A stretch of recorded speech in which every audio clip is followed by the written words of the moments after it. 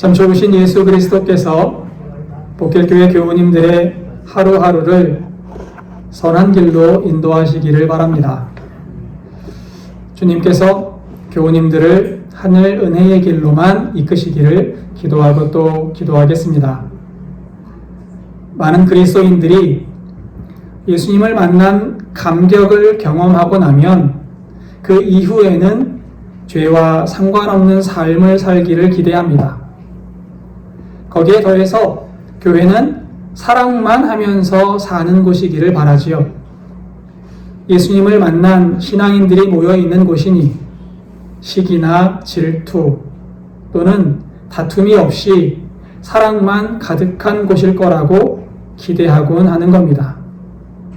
그럼에도 현실은 우리의 기대와 다른 경우가 많이 있습니다. 예수님을 믿는 사람이 죄의 유혹에 빠지기도 하고 교회에서 만난 누군가 때문에 시험에 들기도 합니다. 예수님을 믿으면 새 사람이 된다고 하는데 왜 우리는 죄에 대해서 자유롭지 못할까요? 왜 예수님을 믿고 난 이후에도 사람들은 죄를 짓고 죄에 빠지게 될까요? 참 풀기 어려운 문제입니다. 이런 고민을 했던 사람이 저만은 아니었던 것 같습니다. 오늘 본문에서 바울도 이런 고민을 하고 있습니다. 14절입니다. 우리가 율법은 신령한 줄 알거니와 나는 육신에 속하여 죄 아래에 팔렸도다. 하나님께서 이스라엘 민족에게 율법을 주셨습니다. 이스라엘은 하나님께 율법을 받았고 하나님의 백성이 되었습니다. 하나님을 만났고 율법까지 받았으니 이스라엘은 하나님의 백성으로 살아야 합니다. 아니, 하나님의 백성으로만 살 수 있을 것 같습니다. 하나님만 섬기고 이웃을 사랑하면서 하나님 나라를 이 땅에 실현하며 살아야 합니다. 그리고 그에 합당한 은혜를 누려야 합니다. 현실은 어떻습니까? 하나님의 백성임에도 불구하고 이스라엘은 죄에 빠져들었습니다. 하나님의 백성이 하나님과 멀어졌고 우상을 숭배했던 겁니다. 하나님을 만나고 율법까지 받은 이스라엘이 하나님을 외면했던 거예요. 바울도 한번 보겠습니다. 바울 역시 율법을 알았습니다. 바울은 예수님도 만났습니다. 그럼에도 바울은 자신이 죄를 짓는 모습을 보고 나는 죄 아래에 팔렸다라고 고백하고 있습니다. 예수님을 만나고 회심한 이후에도 죄에서 벗어나지 못하는 모습을 보면서 바울은 지금 괴로워하고 있는 겁니다. 15절도 읽겠습니다. 내가 행하는 것을 내가 알지 못하노니 곧 내가 원하는 것은 행하지 아니하고 도리어 미워하는 것을 행함이라. 내가 행하는 것을 알지 못한다라고 할 때 이 행한다라는 말은 우리가 하는 행동을 말하기보다는 행동의 결과, 행동으로 내가 만들어내는 무엇인가를 의미합니다. 그러니까 내가 지금 무엇을 만들고 있는지 알지 못한다라고 해석할 수 있습니다.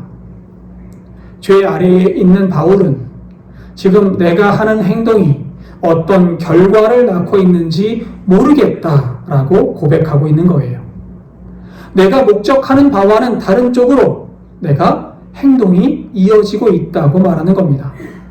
바울은 내가 왜 이러지? 내가 왜 이러지? 하면서 죄에 빠져들고 있습니다. 여러분, 중독에 빠진 사람을 보신 적이 있습니까?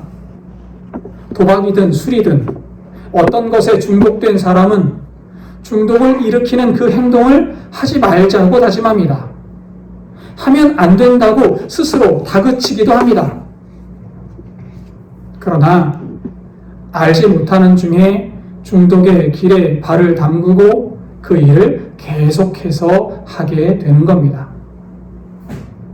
하고 싶지 않지만 그 속에 빠져드는 거예요. 나도 모르게. 바울이 이야기하는 죄 짓는 과정도 마찬가지입니다. 사람의 속마음은 죄를 미워합니다. 처음부터 내가 죄를 지어야지 라고 생각하고 죄 짓는 사람은 그리 많지 않습니다. 알지 못하는 중에 서서히 죄의 결과를 향해 나아가게 되는 겁니다. 그래서 바울은 17절을 이야기합니다. 이제는 그것을 행하는 자가 내가 아니요 내 속에 거하는 죄니라. 자신이 알지도 못한 채 죄에 접어드는 모습을 보면서 바울은 내 속에 죄가 자리 잡고 있다고 생각합니다. 아담이 선악과를 따먹으면서 죄를 짓고 난 후로 사람은 그 속에 죄성을 가지게 되었습니다. 모든 사람이 죄성이 있기 때문에 기독교는 사람은 누구나 죄인이다 라고 말합니다. 바울도 그 안에 죄가 있어서, 바울 안에 죄성이 있어서 내가 원하지 않지만 죄가 나를 죄 짓는 길로 이끈다고 말하고 있는 겁니다. 그러니까 바울은 나는 죄를 지을 수밖에 없는 연약한 사람이다 라고 고백하고 있는 거지요. 그리고 18절과 19절입니다.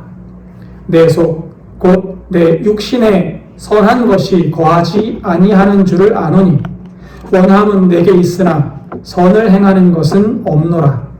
내가 원하는 바 선은 행하지 아니하고 도리어 원하지 아니하는 바 악을 행하는도다. 그렇다면 사람의 죄성은 어디에 숨어 있을까요? 바울은 죄가 우리 육신에 거하고 있다고 말합니다. 원어 성경에서 육신이라고 번역된 말은 사르크스라고 합니다. 우리가 가지고 있는 이 살을 가진 몸을 이야기해요. 그럼에도 우리가 육신 자체가 악하다고 읽을 필요는 없습니다. 우리의 육체도 하나님께서 만드신 것이기 때문에 그 자체로 악하다고 말할 수는 없기 때문입니다. 그렇다면 바울이 이야기하는 육신은 무엇을 말합니까? 우리의 죄가 어디서부터 또 어떻게 우리를 죄로 이끌게 됩니까?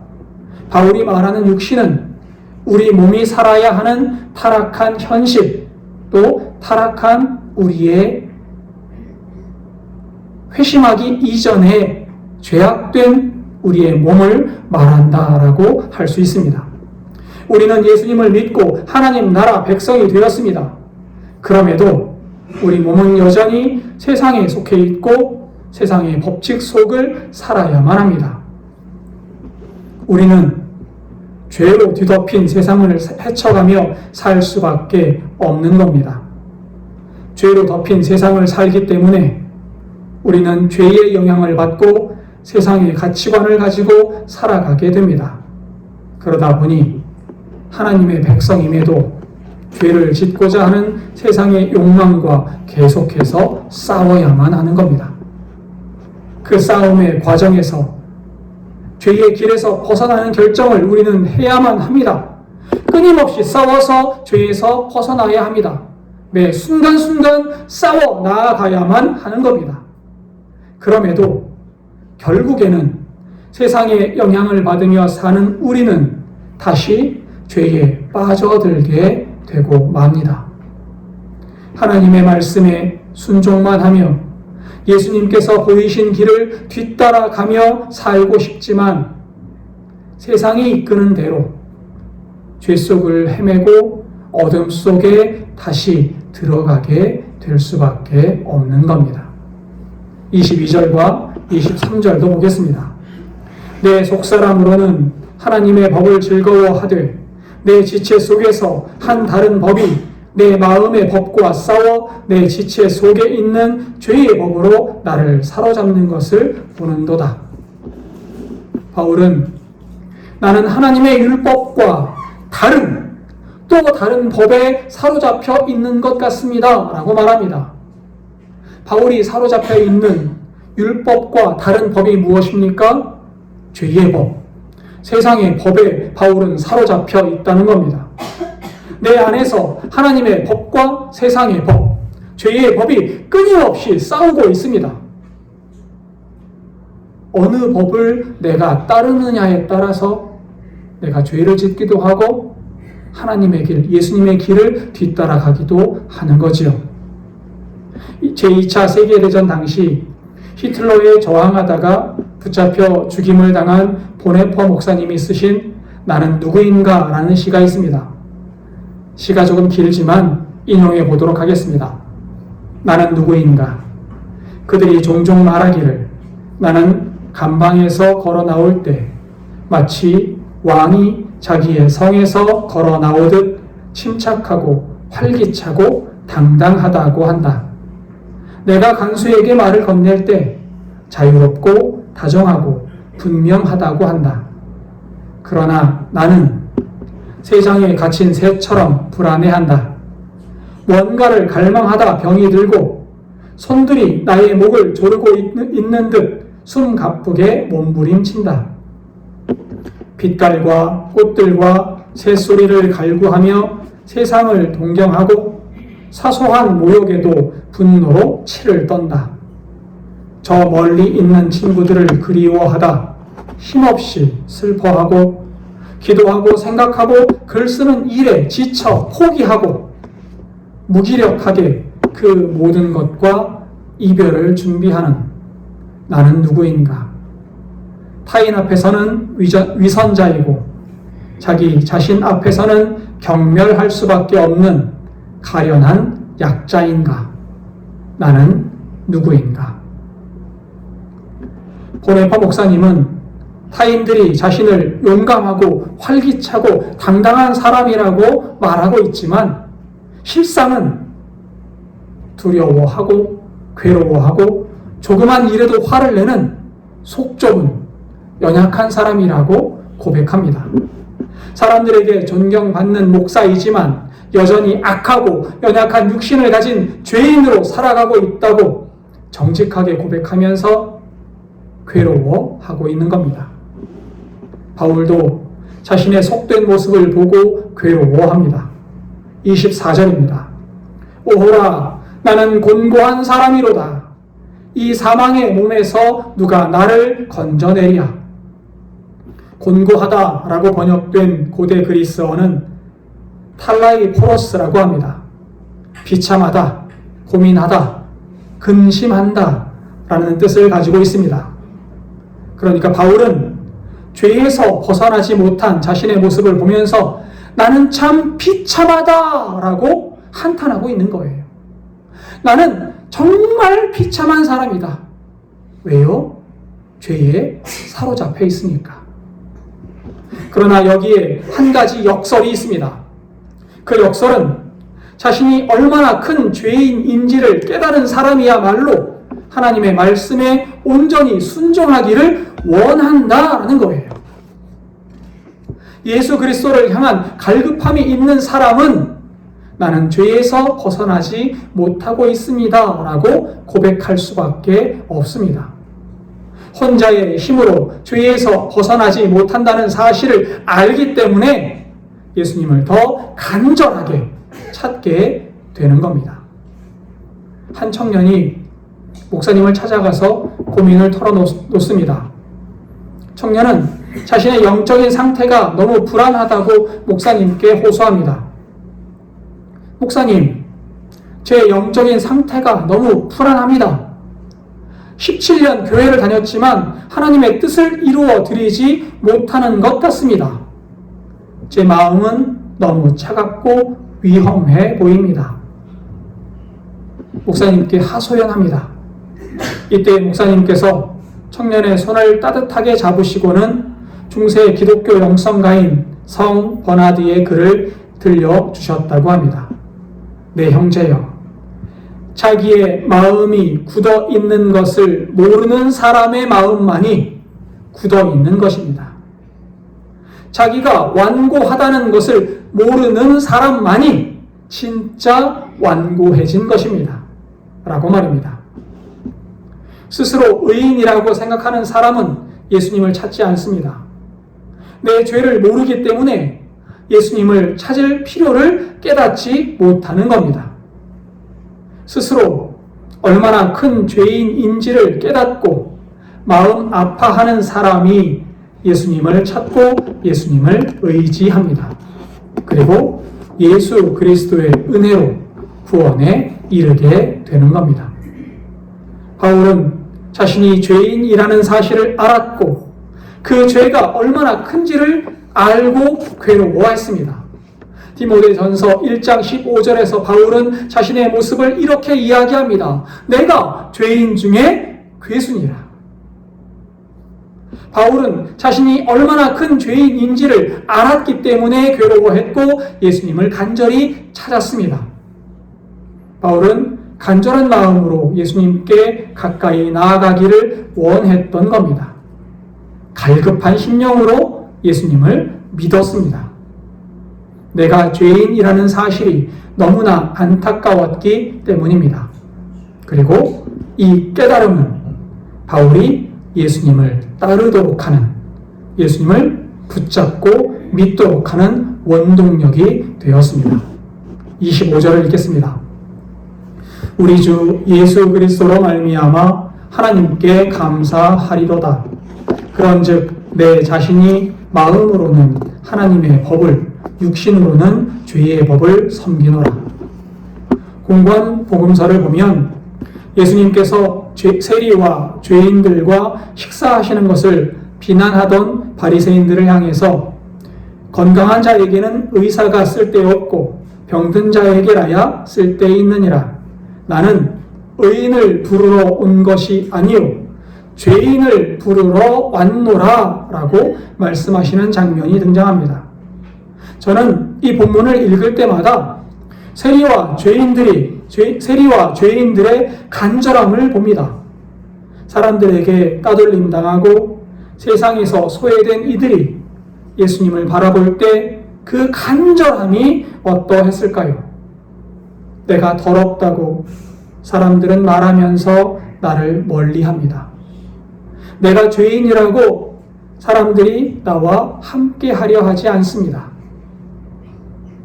그러나 예수님만은 나와 함께 해주십니다. 예수님만은 나를 깨끗하게 해주십니다. 예수님은 나를 하나님의 백성이라고 불러주십니다. 스스로 죄인이라는 사실을 너무나 잘 알고 있던 세리와 죄인들은 간절한 마음으로 예수님을 찾았고 예수님을 의지했습니다. 그리고 이 믿음을 보신 예수님께서 간절한 마음으로 예수님을 찾았던 이들을 구원하신다라고 말씀하시는 겁니다. 마찬가지로 바울은 죄를 이기지 못하는 자신을 한탄하면서 괴로워하고 있습니다. 그리고 간절히 예수 그리스도를 찾습니다. 예수님을 찾는 바울의 이 간절함이 믿음이 되었고 이 믿음에 예수님은 응답하셔서 바울을 죄에서 건져 주셨습니다. 이 사실을 믿기에 바울은 감사하다고 말하고 있는 겁니다. 간혹 가다가 전도를 하다 보면 저는 죄를 많이 지어서 교회에 나갈 수 없습니다. 저 같은 사람이 교회에 가면 다른 교인들까지 욕을 먹습니다. 라고 말씀하시는 분들을 만날 수 있습니다. 그런데 이분들이 정말 자신의 죄를 아는 걸까요? 그렇지 않습니다. 진짜 죄의 무게를 아는 사람은 예수님을 찾을 수밖에 없습니다. 진짜 내가 죄인이어서 한스러운 사람은 교회에 나올 수밖에 없습니다. 이분들은 자신의 죄를 알지 못하기 때문에, 죄의 무게를 느끼지 못하기 때문에 교회에 나오지 못하고 예수님을 찾지 않는 겁니다. 교우 여러분, 내가 죄인이라는 사실을 깨닫고 예수님을 간절히 바라보시는 주의 백성들 되시기를 바랍니다. 여기에서 우리가 죄를 이기는 방법이 생겨납니다.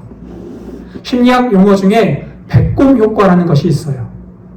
배꼽 효과가 뭐냐면 사람들에게 배꼽을 절대 생각하지 마십시오 라고 말하면 사람들은 오히려 배꼽을 더 자주 떠올리게 된다는 거예요. 그러니까 내가 죄를 더 짓지 말아야지 라고 생각하면 생각할수록 사람은 죄와 더 가까워질 수 있다는 거지요.